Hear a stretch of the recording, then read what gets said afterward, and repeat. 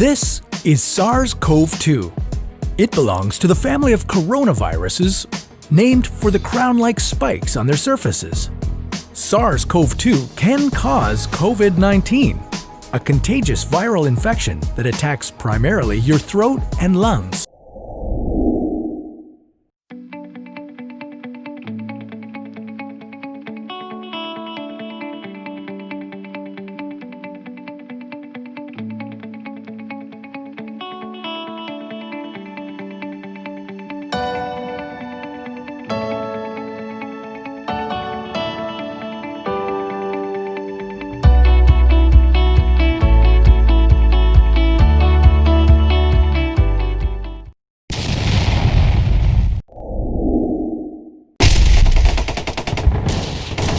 What actually happens in your body when you contract the coronavirus? What exactly causes your body to develop pneumonia? And how would a vaccine work?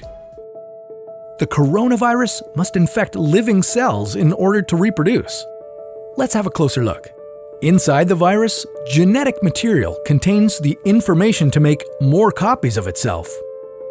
A protein shell provides a hard protective enclosure for the genetic material as the virus travels between the people it infects.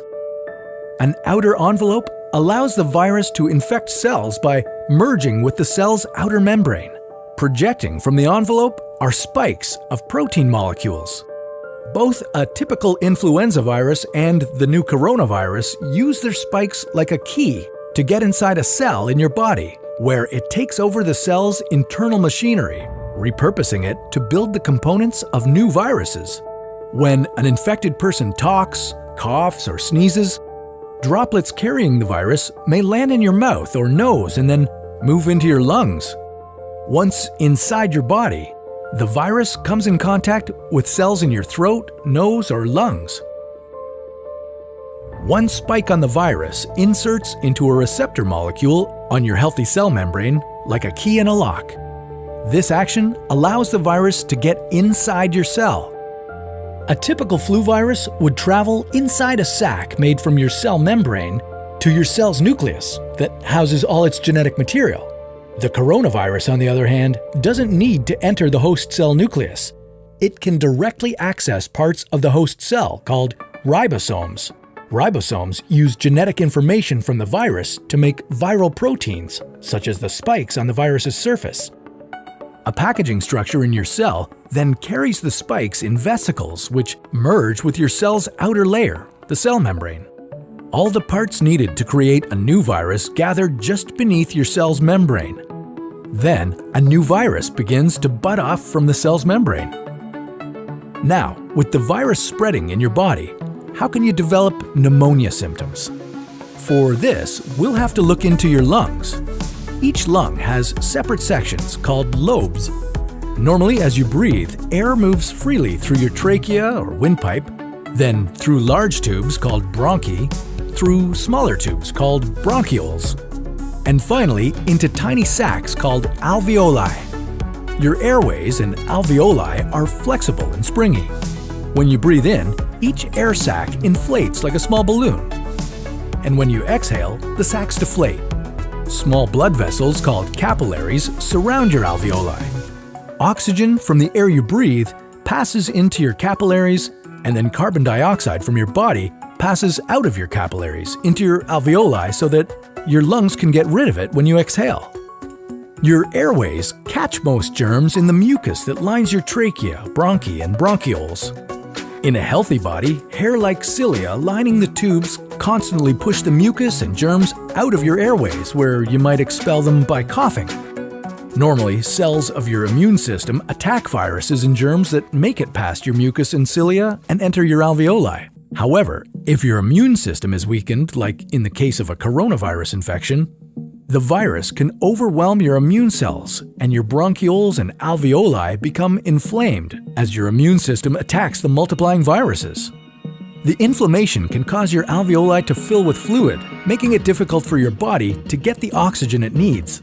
You could develop lobar pneumonia, where one lobe of your lungs is affected, or you could have bronchopneumonia that affects many areas of both lungs. Pneumonia may cause difficulty breathing, chest pain, coughing, fever and chills, confusion, headache, muscle pain, and fatigue. It can also lead to more serious complications. Respiratory failure occurs when your breathing becomes so difficult that you need a machine called a ventilator to help you breathe. These are the machines that save lives and that medical device companies currently ramp up production for. Whether you would develop these symptoms depends on a lot of factors, such as your age and whether you already have an existing condition. While this all sounds scary, the push to develop a coronavirus vaccine is moving at high speed. Studies of other coronaviruses led most researchers to assume that people who have recovered from a SARS-CoV-2 infection could be protected from reinfection for a period of time. But that assumption needs to be backed by empirical evidence, and some studies suggest otherwise. There are several different approaches for a potential vaccine against the coronavirus. The basic idea is that you would get a shot that contains faint versions of the virus. The vaccine would expose your body to a version of the virus that is too weak to cause infection, but just strong enough to stimulate an immune response. Within a few weeks, cells in your immune system would make markers called antibodies, which would be specific for only the coronavirus, or specifically its spike protein. Antibodies then attach to the virus and prevent it from attaching to your cells. Your immune system then responds to signals from the antibodies by consuming and destroying the clumps of viruses. If you then catch the real virus at a later stage, your body would recognize it and destroy it. In other words, your immune system is now primed. Collecting evidence on whether this will be possible, safe, and effective is part of what's taking researchers so long to develop a vaccine. It's a race against time to develop a vaccine amid a pandemic. Each step in vaccine development usually takes months, if not years. An Ebola vaccine broke records by being ready in 5 years. The hope here is to develop one for the new coronavirus in a record-breaking 12 to 18 months. While all this will take time, stay home if you can, to protect the most vulnerable.